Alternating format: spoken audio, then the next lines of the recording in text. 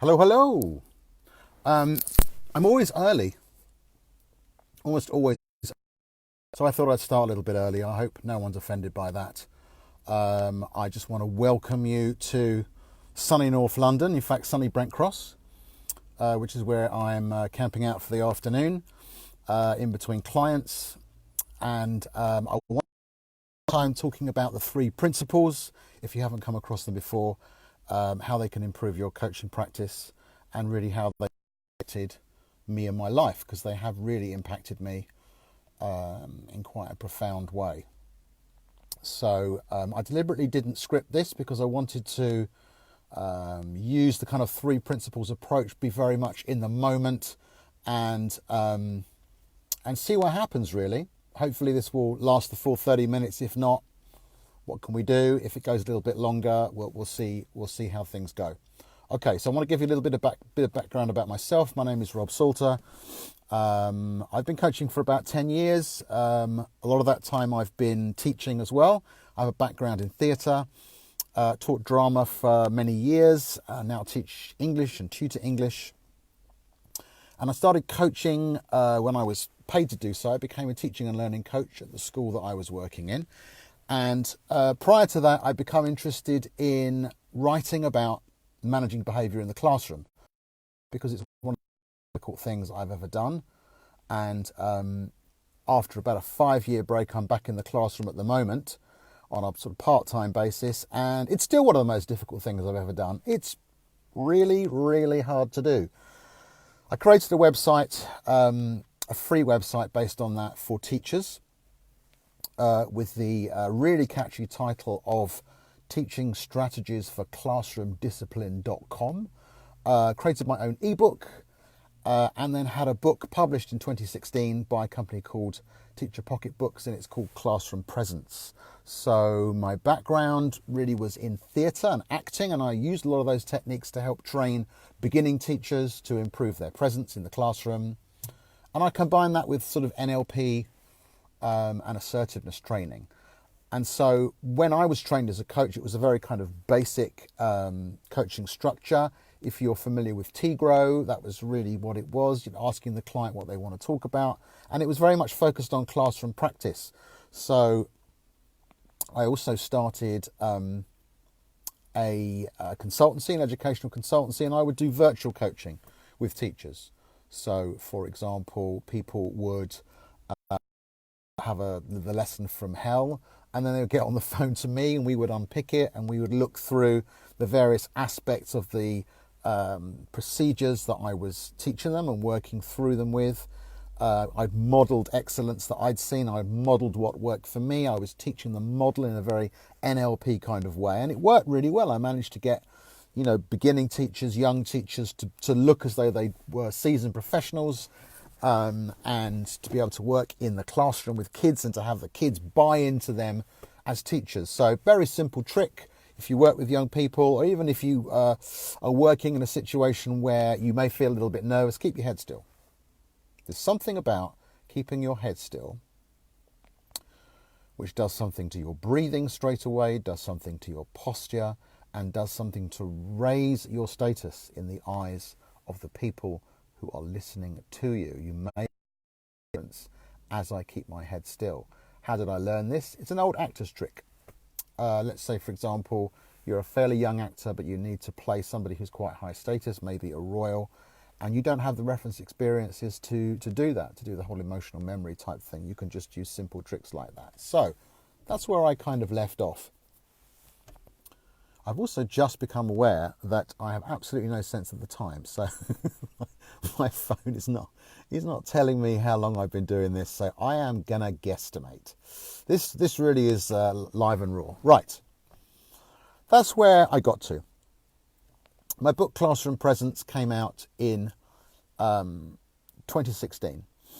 And it sold well, it's still selling well. And what happened after that was I had some friends of mine, do excuse the phone if it's getting a little bit shaky,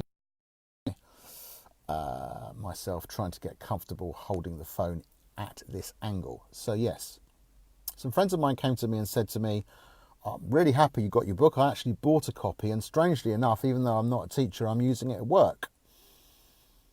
And I just thought, okay, that's a bit odd. And was saying to me, yeah, I'll read it before I run a meeting. I need people to listen to me. I need to be authoritative. And that kind of got me thinking. It got me thinking about coaching rather in a broader context. When I started coaching civilians, as I call them, adults, who are not involved with education, I've ended up coaching mainly entrepreneurs, actually. I started off with basic kind of NLP, assertiveness training, common sense, listening, bit of T-Grow, bit of the stuff I'd been trained on. But I couldn't help feeling that there were gaps.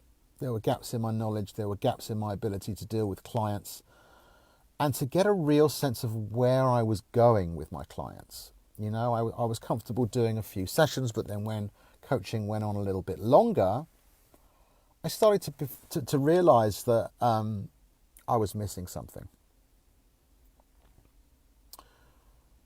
During that same period, I left teaching and I went to work for a coaching and training company. So we were selling coaching and training products into schools based on teacher well-being. I'd not worked in an office environment before in that kind of situation, and it was one of the most stressful experiences of my life, I have to say, for one reason or another. I don't really need to go into details. I'm sure you've all been in very stressful work situations. And what I find is that when I'm facing stress, I actually become quite resourceful. So I realized that I needed to experiment. I needed to search around and find something new for me, not just for clients, but for me. And my first port of call, strangely enough, was Stoicism. So if you're interested in Stoicism in any way, then the book I would recommend is a book by Ryan Holiday called The Obstacle is the Way. So Stoicism really kind of Greek philosophy. It comes from Marcus Aurelius.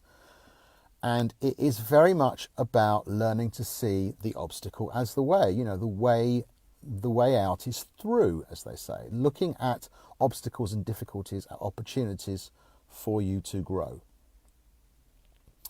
So that really was my first port of call. And that helped to an extent, but I was still suffering a great deal of anxiety, a great deal of stress, and my mind was open. I was looking, maybe without realizing that that's what I was looking for, but I was looking for something more. I was looking for something deeper.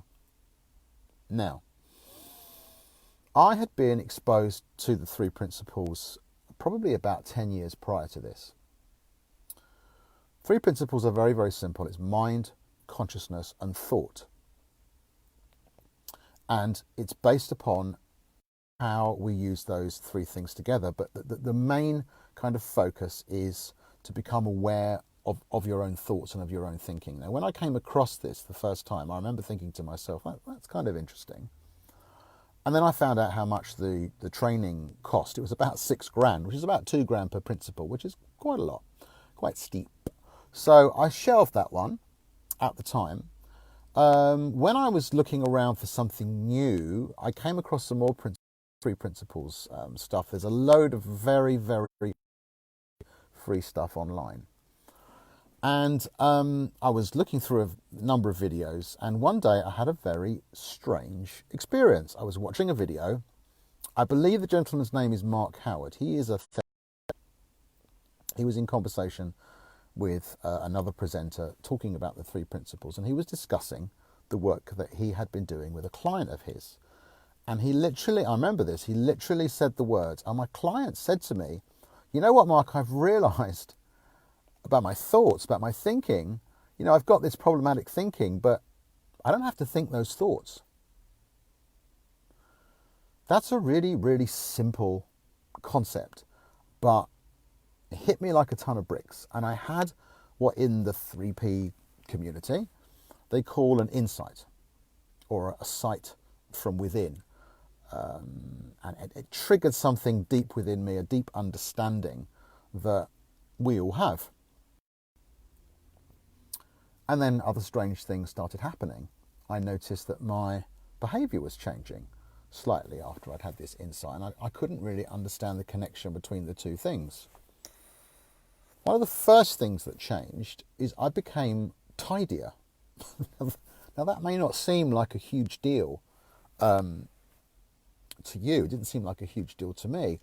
But actually, as someone who is really quite an untidy person, I began to see the connection between my thinking and my tidiness. So, for example, I would come in, I would take my coat off, and I would put my coat over a chair, and then I would leave it there until I was going out again. And I started to question why I was doing this, and I realised the answer was, I have got such a busy mind, my thinking is going all the time. When I take my coat off, there's a part of me, a thought I may not even recognise is there, that suggests that I don't really have time to put this coat away because I've got to get on to the next thing that I'm going to do, or the next piece of thinking, or the next session on the phone or the laptop or something like that. And I realised that what this insight into my thought process had done was allow me to slow my mind down. When I slowed my mind down, I became aware of my environment, and I looked around and I thought, oh, there's a coat lying on that chair, and there's a wardrobe over there. I could just go and put the coat in that wardrobe. That's what I did. And things started progressing from there. Now, let me go back to the first time I was introduced to the three principles and the time that I had what I now call the insight. When I was first introduced to them, I understood them on an intellectual level. I understood the difference between mind, consciousness and thought. I'm not going to go into the distinctions here because just for interests of time.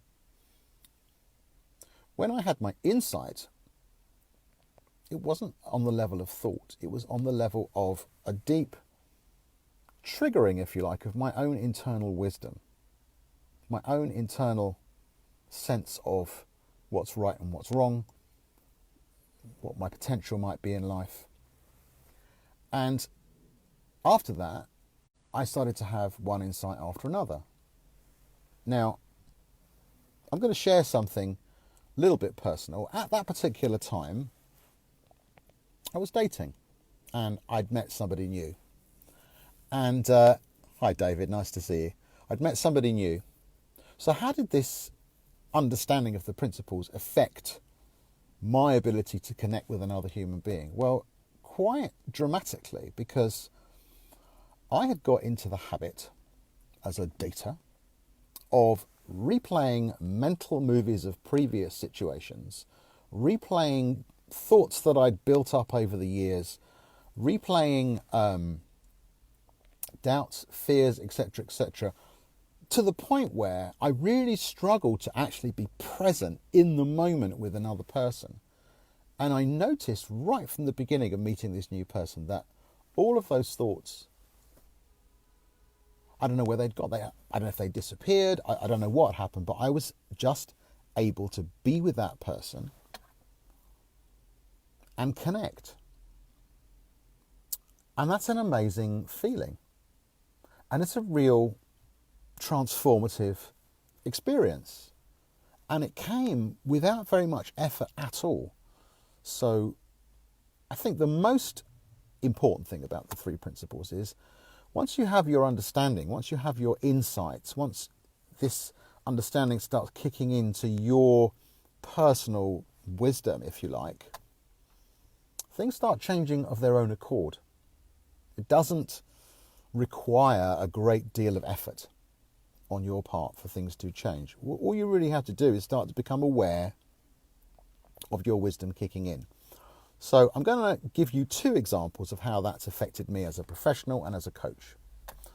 I'll start with as a professional. So I do teach, I do work with children, and I've now started coaching other teachers, not in just behaviour management, but in how to create almost like a three principles mindset in the classroom. So one of the things I realised was that, and I'm going to share a little bit of wisdom that comes from the principles about relationships. Two little bits of wisdom. The first bit of wisdom is this. It's important to come to the understanding and the belief, if you like, through trial and error and testing it in your own life, that nothing outside of you can make you feel anything. No event, no person can make you feel anything. The person that makes you feel something is you through your thinking. So, for example, if, like me, you were somebody who was almost addicted to taking offence from various people and situations, you start to realise after a while that actually there are no problem people out there. There's just problem thinking about people. And thinking is something that can be changed, can be controlled, not controlled as such, but can be can change on its own of awareness. Once I realised that nothing outside of me could change the way I feel, I realised that whatever the children would do in the classroom also couldn't actually change the way I feel without my permission. So it's my thinking and the accompanied feelings that come with my thinking that make me feel angry, that make me feel sad, that make me feel stressed. And just that understanding, that distance between myself and my thinking, that distance between stimulus and response is huge, because it gives you so much leverage and leeway to make the right decision in relation to children. If you've got children yourself, you may realise that you can get very triggered depending on your mood, depending on what's going on.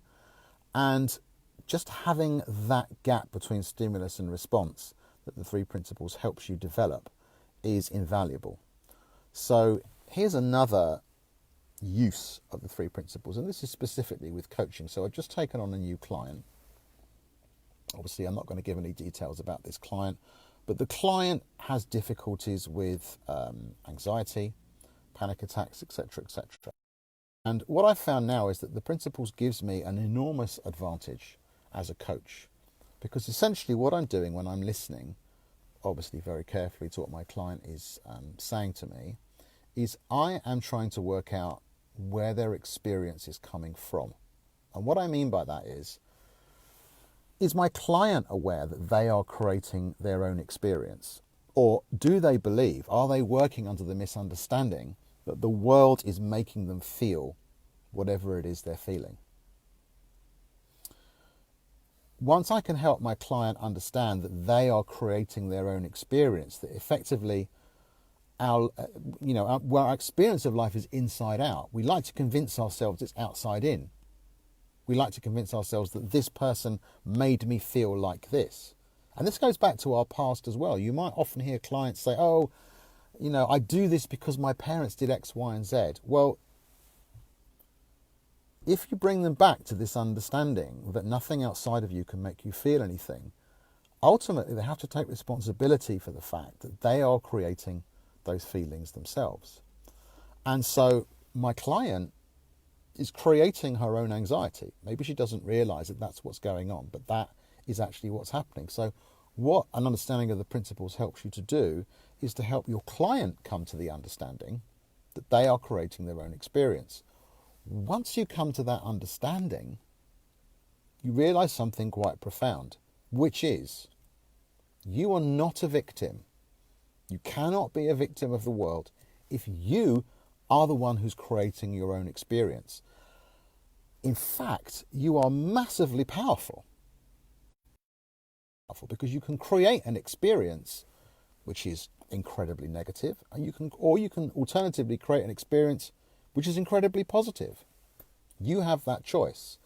And so the three principles understanding has given me a fantastic structure for learning how to work with a client, not so much in a goal-oriented way, in the way I might used to have done, or in an interventionist way, maybe using NLP to, create a model of the way they want to be in the world, but simply by listening to them very carefully and letting them come to the understanding that they are creating their own experience. But not only that, they have an internal wisdom. And this is where mind comes in.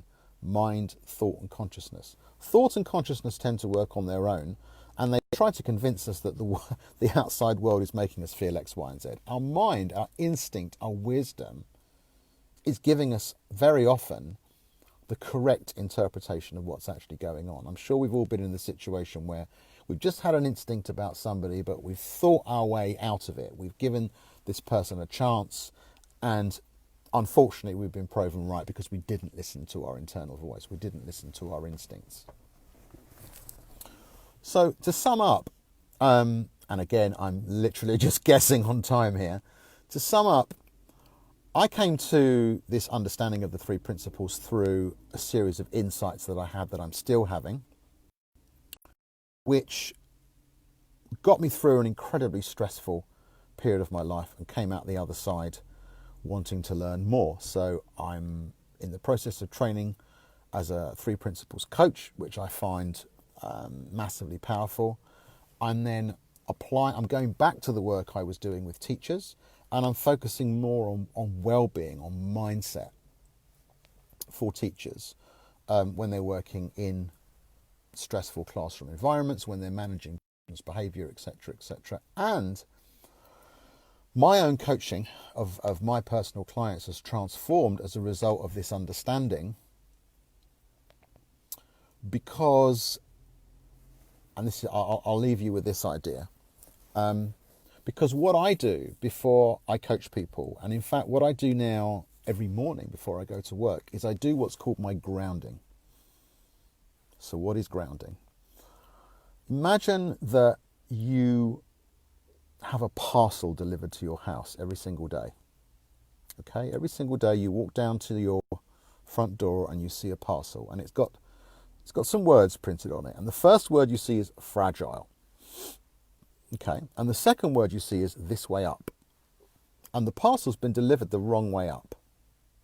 And your job every morning is to turn that parcel round so it's the right. Now that's a metaphor to describe your thinking. And that's what I do every morning before I go to work. That's what I do every time I work with a client. I call that my grounding. So I get to see the world the right way up. And what do I mean by that? I get to see I am the person that creates my reality every day. The world is inside out. I need to take responsibility for my thinking. I need to get myself in the right frame of mind. I need to get relaxed and present, and then I can enjoy my day. So I hope that some of this has been useful to you. If at the very least you just come off of this talk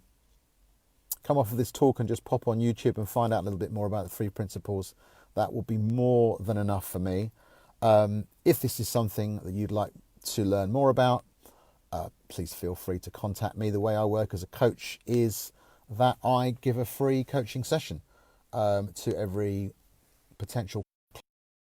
If you're not familiar with the Prosperous Coach model, I highly suggest you get that book, because that's the way I now work, and it's worked wonders for me. So be in touch if you are interested.